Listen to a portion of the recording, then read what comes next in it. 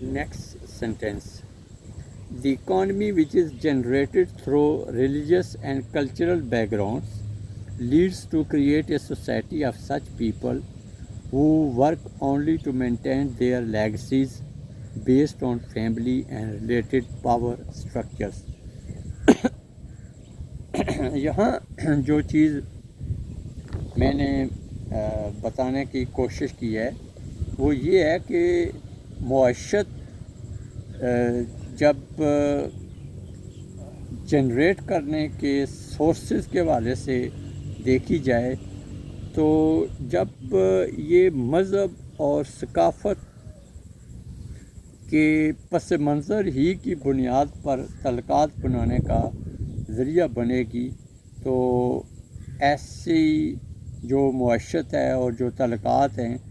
وہ اس معاشرے کے قیام میں رکاوٹ بن جاتے ہیں جو انسانی صلاحیت اور دیانت اور جو معیار ہے میرٹ ہے اس کو نظر انداز کر دیا جاتا ہے اور ایک ایسی لیگسی کریٹ ہو جاتی ہے جو دولت اور سیاسی طاقت کی بنا پر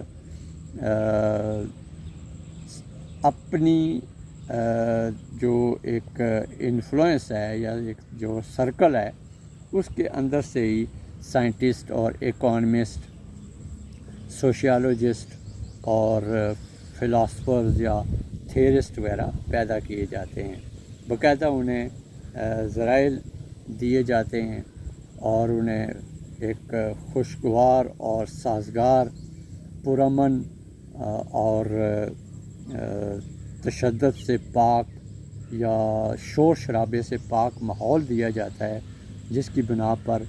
ان کے اندر سے اکانومسٹ بھی اور سوشیالوجسٹ بھی اور سائنٹسٹ بھی اور تھیورسٹ بھی اور فلاسفرز بھی اور کھلاڑی بھی پیدا ہوتے ہیں اور اس طریقے سے دولت جو ہے وہ ان کے ذریعے کچھ ایک پاکٹس کریٹ ہو جاتی ہیں اور ان پاکٹس کے ذریعے پورے بینک جو ہے وہ مرز وجود میں آ جاتے ہیں. لیکن اس کے پیچھے جو نوع انسانی کا ایک بڑا سرچشمہ ہے یعنی ایک مخصوص کلاس کے علاوہ آپ ایک مخصوص کلاس سمجھ لیں کہ 10% آف دا ورلڈ پاپولیشن دولت اور طاقت انہی کے درمیان رہتی ہے اور باقی 90% جو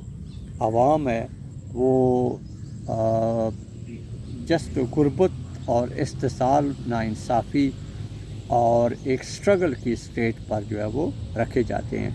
دیکھیں جب تک انسانی سماج عقلی ارتقاء کر کے ادارہ جاتی اور انسانی حقوق کی بحالی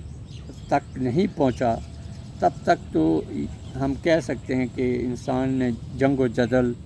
جرائم اور انڈر ورلڈ سے نبرد آزما ہو کر جو ہے وہ سماج کا قیام کیا. لیکن جب یہ آئیڈیل سماج تہذیبی سماج قائم ہو گیا جس میں تعلیم اور جمہوریت انسان کی سب سے بڑی ایجادات کہلانے لگی تو اس کے بعد یہ جواز ختم ہو جاتا ہے کہ اکانومی جو ہے وہ مذہبی اور ثقافتی اور قبائلی تعلقات کے پس منظر کے ساتھ ہی جوڑ دی جائے بلکہ یہ ریاستی بنیادوں پر تعلیم اور معیشت کو اور خاندان سازی کو آزاد کیا جائے تاکہ تمام نوع انسانی کی جو افراد ہیں وہ برابری کی بنیادوں پر محنت کر سکیں اور ماحول سے فائدہ اٹھاتے ہوئے